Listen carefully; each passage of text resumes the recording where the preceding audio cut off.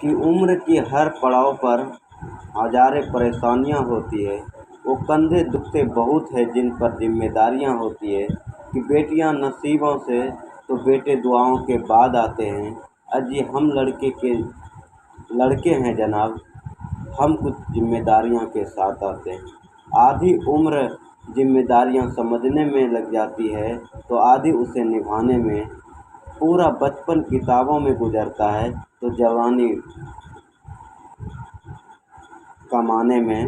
ये जिम्मेदारियां उम्र के साथ बढ़ती है, ये बुढ़ापे में भी कम नहीं होता। अजी कौन कहता जनाब, हम लड़के की ज़िंदगी में कोई गम नहीं होता। कभी बेटा बनकर तो कभी बाप का फर्ज निभाना पड़ता है। कभी खाने के लिए नखरे होते हैं तो कभी खाली पेट चलाना पड़ता है। कभी माँ की गोद में सोते हैं तो कभी जिम्मेदारियों के बोझ में।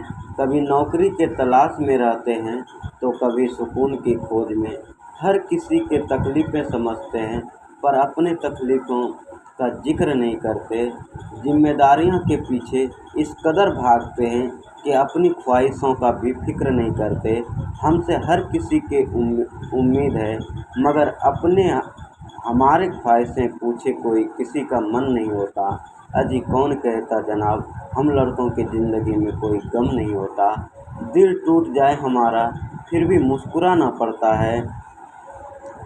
छुप छुप कर रोते हैं, सबसे आंसू छुपाना पड़ता है।